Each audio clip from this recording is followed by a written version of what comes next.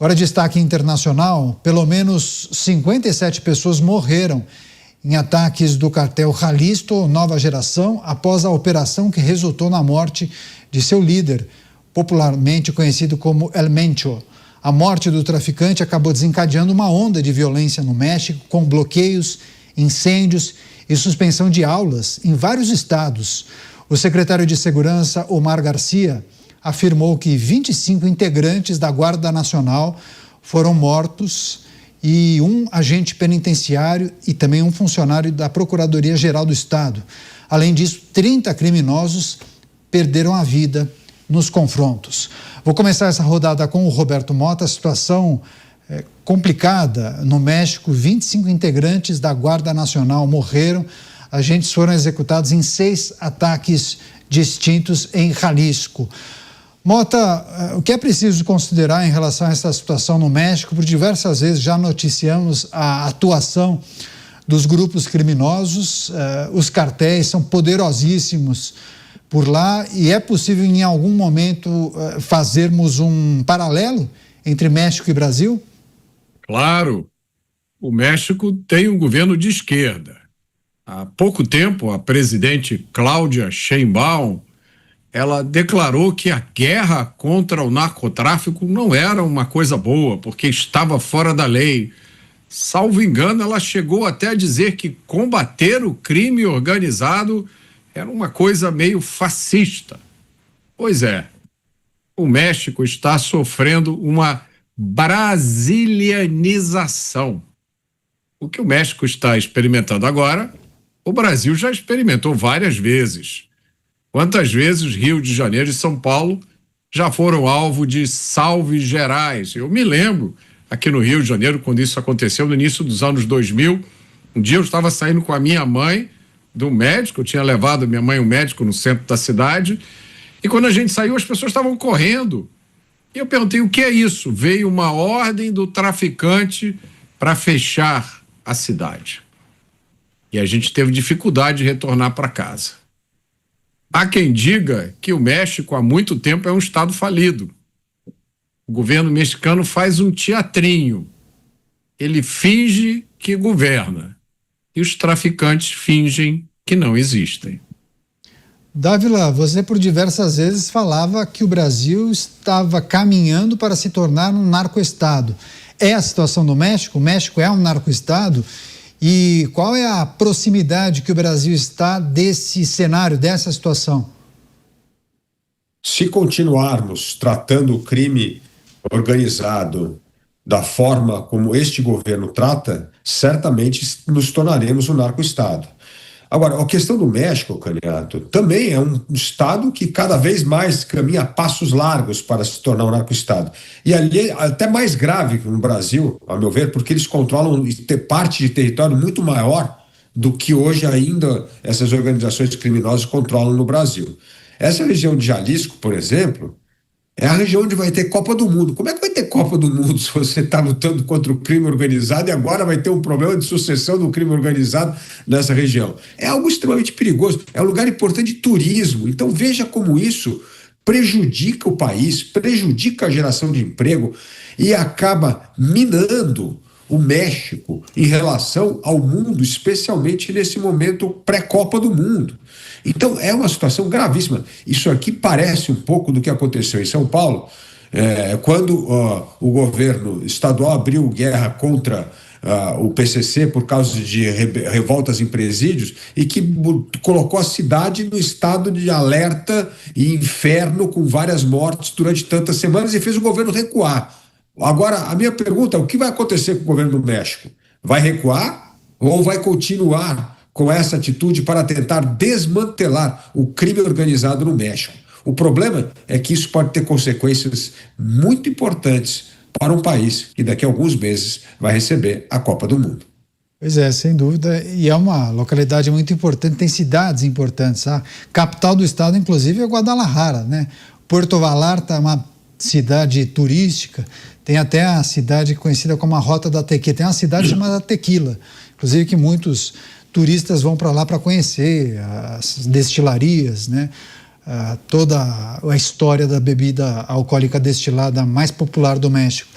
Mas você, Bruno Musa, a situação que envolve o México, os cartéis de drogas declarando guerra contra o Estado e um ataque fora do comum. 55 pessoas morreram até aqui.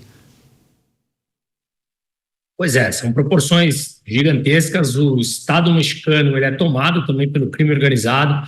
Você tem, por exemplo, ali perto da fronteira do Texas, Ciudad Juárez, você tem Tijuana, perto da fronteira com os Estados Unidos, em San Diego, onde eu morei lá com a minha família no final dos anos 90, você já tinha esse problema, não no nível da percepção atual, mas a forma como o México já lidava com o crime, já dava sinais de como o Brasil vinha. Eu concordo muito com o Mota, não tem grandes diferenças do que vemos, não. Nós estamos falando que em 2006 nós viramos reféns em São Paulo, quando eles resolveram parar a cidade, parecia todo mundo um caos, voltando para suas casas, porque eles estavam queimando os ônibus, colocando fogo nas ruas e dando toque de recolher, em pleno 2006. Isso está acontecendo agora em Porto Vallarta, no México, e a gente vê que se tornou, infelizmente, um poder dentro da máquina pública.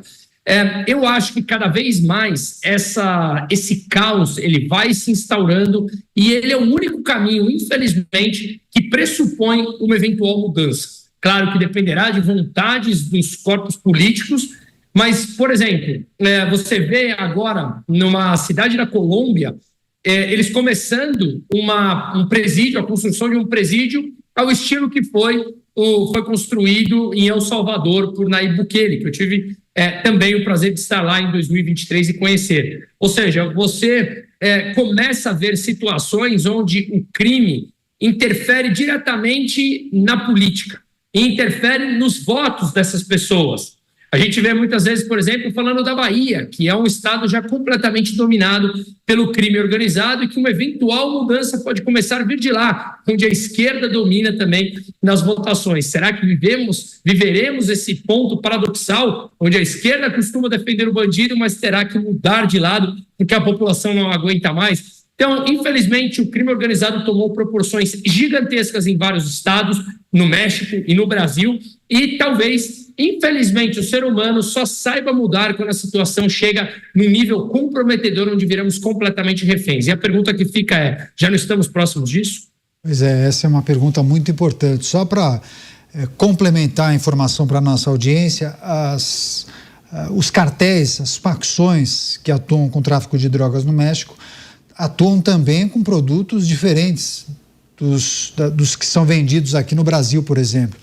Muita cocaína, heroína e fentanil. E eles dominam a rota que envia a droga para os Estados Unidos. Então, em tese, movimentam cifras maiores, porque toda a negociação é feita por meio da moeda norte-americana. Mota, dá para a gente fazer esse exercício e tentar responder essa resposta feita pelo Bruno Musa? Quando a gente olha para a situação do Brasil, a maneira como as autoridades têm tratado da questão da segurança pública, principalmente da atuação das facções, o combate ao crime organizado, ao tráfico de drogas, quando se fala, estamos caminhando para nos tornarmos um narcoestado. Isso está muito distante, Mota? Depende do que você chama de narcoestado, Caniato. O fato é que o tráfico de drogas já está infiltrado nas principais instituições do Brasil. Nós temos inúmeros exemplos disso, e alguns dos mais gritantes têm a ver com a atuação de ONGs, organizações não governamentais, dedicadas a defender os direitos dos criminosos presos. Algumas dessas organizações fazem muito, muito mais do que isso. Tudo tem a ver com aquelas ideias que a gente sempre discute aqui. A mentalidade que impera na justiça criminal brasileira, que tem imperado nos últimos 40 anos, é uma mentalidade de caráter marxista.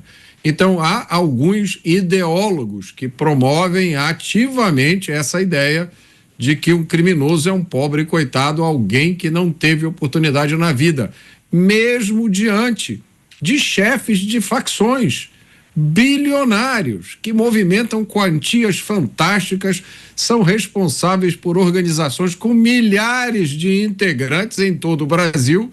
Eles ainda insistem na historinha do pobre coitado.